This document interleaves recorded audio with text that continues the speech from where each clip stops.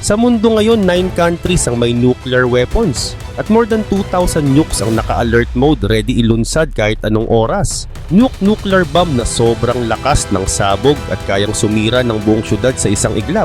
At dahil may aktibong giyera sa Europe at tumitindi ang tensyon sa iba pang bahagi ng mundo, ramdam ng marami na posibleng may nuclear incident na mangyayari sa 2026. Pero bago tayo magsimula, huwag kalimutang i-like ang video na ito. Malaking bagay na ito para sa aming mga content creator. At ngayon, simulan na natin. May dalawang posibleng dahilan para mangyari ang nuclear war sa 2026. Una na dito ay sinasadyang launch, isang desisyon ng isang bansa na umatake dahil sobrang desperado na. At ang ikalawa naman ay ang aksidenteng launch, ibig sabihin isang error sa radar, computer system o maling basa ng data, pwedeng mag-trigger ng launch kahit walang may gusto. Hindi imposible ang glitch dahil isa itong bihirang tech error na biglang sumisira sa system kahit walang kumokontrol. Isang malaking halimbawa ng muntik ng trahedya nangyari noong Pebrero 2009. May dalawang nuclear-armed submarines na sabay nagpatrol sa Atlantic Ocean, ang French sub Le Triomphant at ang British sub HMS Vanguard. Hindi nila alam na magkalapit lang sila. Ang Atlantic Ocean, second largest ocean sa planeta, napakalawak. Kaya hindi mo aakalain na pwedeng mag-cruise ang landas ng dalawang sub. Pero dahil ang modern submarines ay super tahimik sa ilalim ng tubig, halos walang vibration at ingay, kaya hindi nila na-detect ang isa't isa. At nagbanggaan sila sa underwater. Banggaan na walang nakaplanong atake, walang may gustong sumabog. Pero nangyari dahil hindi nila alam na may katabi na pala sila. Buti na lang walang nuke na na-trigger. Pero ang incident na to nagpaalala sa buong mundo na ang nuclear danger minsan hindi missile ang kalaban, kundi maling timing, maling info o unseen system errors. Habang gumagawa ang Russia at Amerika ng mas bagong weapons, hindi pa lahat nakikita o napapatunayan sa totoong laban. Kaya ang nuclear war hindi katang-isip lang. Pwedeng mangyari kapag naghalo ang matinding tension at technical error. Isang pagkakamali ng tao o computer system pwedeng mag-trigger ng trahedya. Ayon pa sa French Defense Minister, mas tahimik pa raw ang submarines nila kaysa sa hipon. Dahil sobrang tahimik, hindi nila napansing may katabi na palang ibang sub. Ito ang isa sa pinaka-classic na halimbawa ng freak accident na may nuclear weapons sa paligid. Nagbanggaan ang dalawang submarines sa Atlantic. Walang may planong umatake, walang may gustong sumabog. Pero nangyari pa rin. Kung mabilis daw ang takbo nila noon, pwedeng malubog ang sub at madamay ang nuclear missiles. Pwede ring may mamatay na crew. At ang mas delikado, yung mga commander sa base pwedeng mag-assume na inatake sila. Kahit aksidente lang pala. Kapag ganun, pwedeng mauwi sa ganting atake at malaking giyera dahil sa maling impormasyon. Pero buti na lang mabagal ang takbo nila nung nagbanggaan. Moderate damage lang ang nangyari. Walang nasaktan. Hindi sumabog ang nuclear reactors o missiles at hindi nauwi sa giyera. Pero nakakagulat man, hindi ito ang unang beses sa kasaysayan at hindi rin pangalawa. Noong March 1993, nagkaroon din ng banggaan sa Kola Peninsula, isang malamig na part ng Russia na madalas pag-testing area ng submarines. Doon nagkabanggaan ang American submarine USS Grayling at Russian SSBN Novomoskovsk. Ang SSBN ay isang submarine type na may nuclear missiles at pang-retaliation, hindi pang-una atake. Bitbit naman ng Russian submarine ang 16 na ballistic missiles. Ballistic missile rocket na tumataas muna sa atmosphere bago bumulusok sa target. May dala itong 64 nuclear warheads sa loob. Sa banggaan na ito nabugbog at nadent lang ang outer hull ng Russian sub. Pero walang critical damage. Ang outer hull ay ang pinakalabas na steel body ng submarine. Nanatili na sa area ang US submarine matapos ang aksidente para siguraduhing hindi lulubog ang Russian sub. Pagkatapos bumalik ang dalawang sub sa kani-kanilang port. Naglabas ng pahayag ang Russia, galit ang tono pero hindi inaming aksidente. Ayon sa Russian High Command, kulang daw sa training at readiness ang foreign submarine crews na nag-o-observe sa training zones nila. Nag-react din ng Pentagon at sinabing panghihinayang nila ang nangyari at mag-iimbestiga sila.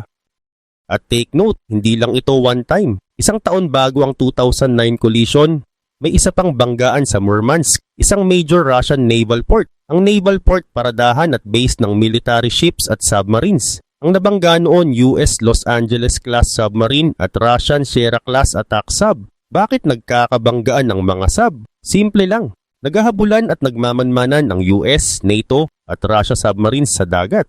Tahimik at patago silang gumagalaw, kaya madalas hindi na detect ang isa't isa kahit sobrang lapit na. At dahil lagi silang nagtatrack ng strategic subs ng kalaban, tumataas ang chance ng aksidente. Walang confirmed na banggaan after 2009, pero possible pa rin maulit lalo na kung sabay-sabay ang tension ng US, Europe, Russia at China sa 2026. At kapag nangyari iyon, walang makakapagsabi kung saan aabot ang next misunderstanding.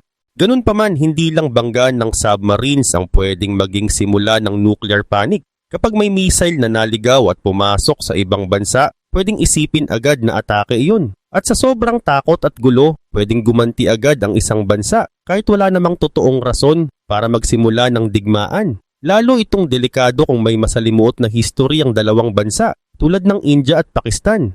Pareho silang nuclear power kaya mataas ang stakes kapag may missile incident. Noong March 9, 2022, 6:43 PM, na-detect ng Pakistan radar ang BrahMos cruise missile ng India malapit sa border. Ang BrahMos cruise missile, isang mabilis na missile na lumilipad low altitude, designed na umiwas sa radar detection kapag malapit sa lupa ang flight. Pagkalipas ng ilang minuto, tumawid ang missile papasok sa Pakistan airspace. Lumipad pa ito ng 3 minuto at 44 na segundo at umabot ng 77 miles beyond the border bago bumagsak sa hotel parking lot sa Mianchanu. Sa unang tingin, akala ng Pakistan na seryosong military strike iyon. Walang warning ang launch at walang may alam kung bakit na ilunsad. Dahil dito inilagay agad ng Pakistan sa high alert ang mga military bases nila sa border. Ang India naman nanahimik ng 2 araw. At dahil walang paliwanag agad, lalo pang tumaas ang tensyon. Kumalat online ang larawan at video ng crash site. Dahil dito nag-press conference ang Pakistan at humingi sila ng paliwanag sa India. Maraming tanong noon, atake ba o aksidente? Bakit tahimik ang India? Bakit walang sagot agad? Makalipas ang 2 araw nagsalita ang India. Ayon sa official statement nila, during routine maintenance on March 9, a technical malfunction caused an accidental missile launch. India ordered a high-level court of inquiry. High-level court of inquiry, military investigation panel ito na tumitingin sa sanhi ng aksidente. Pero makalipas ang ilang linggo, binago ng India ang sinabi nila. Hindi na technical failure, tao na ang sinisi. The cause was human error, not technical malfunction. Ayon sa inquiry, na-launch ang missile dahil sa human error. May lapses ang isang group captain at ilang crew. Pero after 2 years, saka lang lumabas ang full truth. Noong March 2024, na-reveal sa Indian court ang detalye. May high-ranking Air Force officer na bumisita sa base para panoorin ang missile launch procedure demo. Hindi dapat ilulunsad ang missile, ipapakita lang ang steps. Pero nakalimutan i-disconnect ang combat connectors. Ang connectors link parts ito na dapat tinatanggal sa missile bago test para hindi mag-activate ang launch signal. Kaya nailunsad ito nang hindi sinasadya. Buti na lang, hindi nauwi sa nuclear crisis dahil hindi naman mainit ang relasyon ng India at Pakistan sa time na yon. Pero kung nangyari ito sa 2025, nung naging mas mainit ang Kashmir conflict matapos mapatay ang 25 Indian tourists, pwedeng hindi na naghintay ang Pakistan sa paliwanag. At hindi lang ito isolated case. Noong November 2, 2022, may Ukrainian air defense missile na pumasok sa Poland border at tumama sa grain facility, 2 civilians ang namatay. Akala noon Russian missile pero napatunayang Ukrainian interceptor missile pala na naligaw matapos ilunsad kontra sa Russian attack. Interceptor missile, pangharang ito, hindi pang attack. Pero pwedeng maligaw kapag nag-fail ang navigation sa sobrang tensyon at mabilisang launch. Kaya ang mga missile accidents, mas common kaysa inaakala ng marami. Hindi lang explosive ang delikado. Minsan maling data, maling disconnect, or timing overlap lang. Pwedeng maging simula ng panic sa mga bansang may nuclear capability. Ganun pa man noong Cold War, takot ang US at Soviet Union na mauna ang nuclear attack. Kaya pareho silang laging ready gumanti. Para hindi mabigla, nag-deploy ang US ng early warning system noong 1960. Early warning system network ito ng radar at computers na sumusubaybay kung may paparating na missile. Pero nagbigay ito ng 6 na false alarms sa loob ng 16 na taon. Ibig sabihin maling alert na may nuclear attack daw kahit wala naman. Mas lumala pa noong 1979 at 1980, 5 more false alarms ang na-record. Halos muntik na itong mauwi sa nuclear response. Isa sa pinakaseryosong false alert nangyari noong November 9, 1979, 8:50 AM. Sa NORAD HQ, American Military Command Center na naka-assign sa missile tracking, lumabas sa screen na maraming Soviet missiles papunta raw sa US. Pinag-ready ang B-52 bomber cruise. Bomber plane ito na pwedeng maghulog ng nuclear weapons kung kailangan. Na-alert din ang Minuteman Missiles nuclear missile lineup ng US na pang long-range strike. Inilabas din ng E-4B Nightwatch command aircraft ito na ginagamit para may flying military leadership kung sakaling wasak ang ground bases. Pero after 6 minutes, tinawag off ang alert. Bakit? Dahil may naipasok na training exercise tape sa live system. Exercise tape, simulation recording ito na ginagamit sa practice, hindi totoong missile data. May isang tao raw na na-load ang practice tape sa live computers, kaya akala ng buong base na totoong nuclear attack na. Muli na ulit ang false alarm noong March 15, 1980.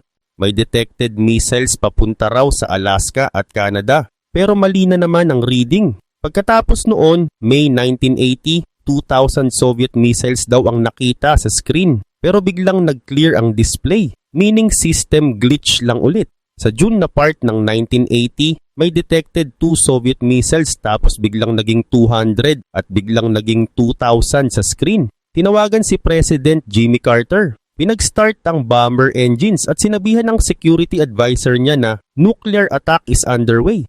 Pero pagkatapos ng ilang segundo, nag-clear ulit ang screen. At nawawala ang panic. Tumagal ang nuclear panic ng kalahating oras bago nalaman ng US na walang missiles na paparating.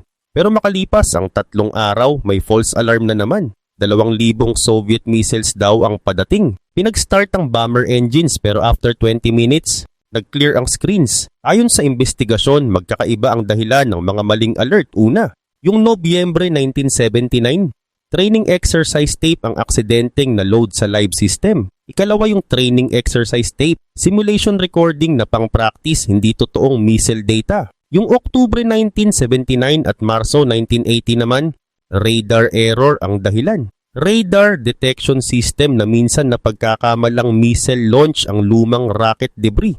Yung June 3 at June 6, 1980, faulty computer chip ang nag-insert ng number 2 sa screen kaya nag-show ng 200 to 2,000 missiles kahit peacetime display dapat ay 0. Ibig sabihin maling numero o maling signal lang pwedeng magmukhang nuclear attack sa screen. Fast forward tayo sa modern era. Noong 2010, may 50 Minuteman III missiles na nag-offline sa Warren Air Force Base sa Wyoming. Nawalan ng power ang alarm system kaya nagpanik ang US na baka may cyber attack. Cyber attack, digital na pag-atake sa military computers, hindi bala, kundi code o virus ang gamit. Pero ang totoo, maling kabit na circuit card ang dahilan, isang internal hardware error lang, hindi foreign attack at hindi rin nuclear launch. Kaya kahit modern tech na ang gamit, possible pa rin ang system failure na pwedeng pagmulan ng world-level panic kung hindi agad na-explain. Noong 2018 naman, may biglang nag-alert sa phones ng mga taga-Hawaii na ballistic missile daw ay paparating. Ballistic missile, rocket na pangmalayuang atake. Ang message, this is not a drill. Drill, practice lang dapat, hindi totoong banta. Pero mali ang pindot ng isang employee kaya nagpanik ang buong islands kahit walang missile na padating. Hindi lang yan, possible pa rin ang accidental alerts kahit modern tech na. At ang mas malaking issue ngayon dati, hiwalay ang nuclear missiles at regular missiles. Pero ngayon may mga missile na pwedeng mag-carry ng 2 klaseng warhead. Ito ang DF-26. Isang Chinese missile na intermediate range, panggitnang distansya. Hindi kasing layo ng ICBM, pero kayang tumawid ng borders. Intermediate range, mas malapit ang target window, minutes lang ang decision time. At ang hot swappable warhead, missile head na pwedeng palitan kahit nasa field na, nuclear o regular explosive. Hindi alam ng kalaban kung anong warhead ang nakakabit habang lumilipad. Kaya ang tanong ng mga analyst, kapag may missile na pumasok sa territory, paano malalaman kung nuclear o hindi? Paano gagawa ng desisyon kung seconds na lang bago tumama?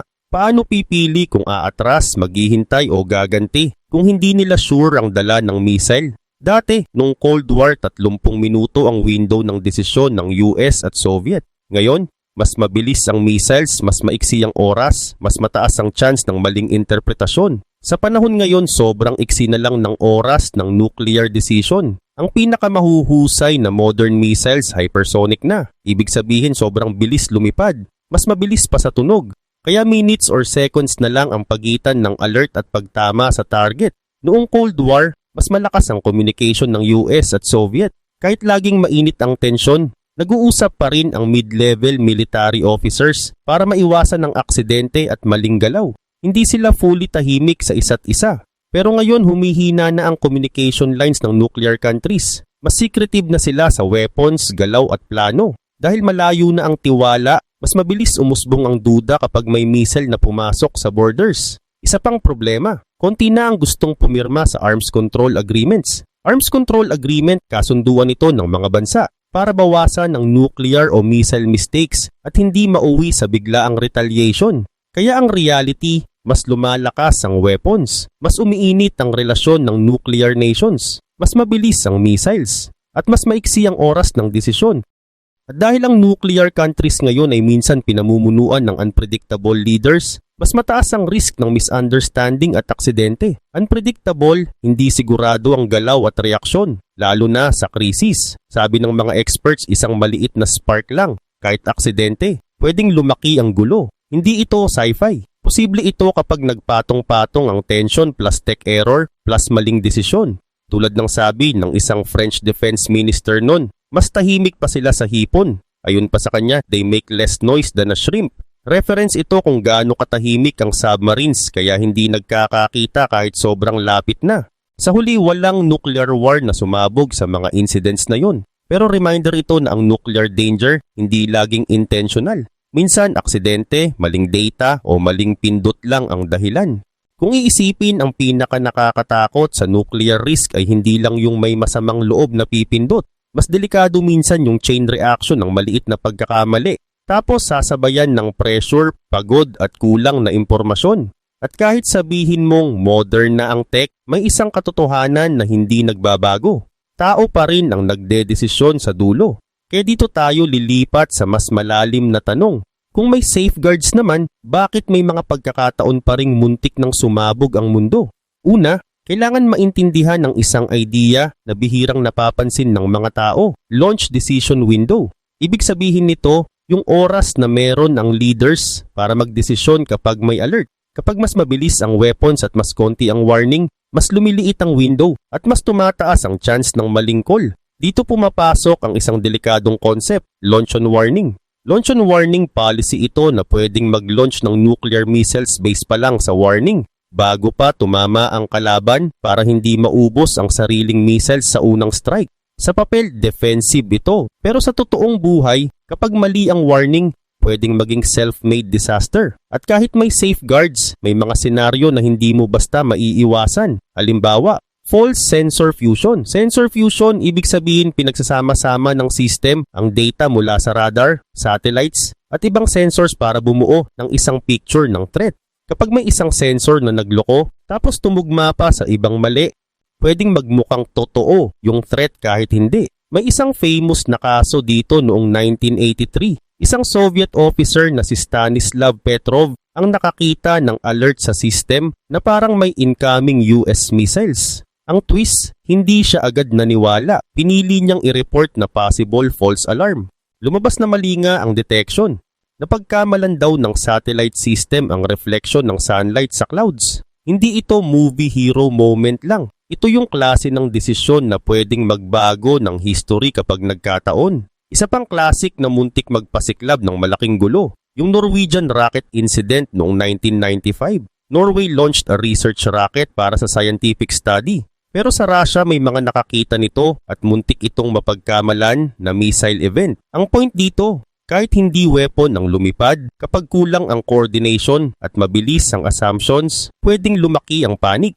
At minsan hindi missile ang problema, kundi nuclear weapon safety sa loob mismo. May mga kaso sa history na muntik magkaroon ng nuclear accident dahil sa mishandling o mechanical failure. Halimbawa, yung Goldsboro incident noong 1961, may US bomber na nag-crash at may dala raw na nuclear bombs.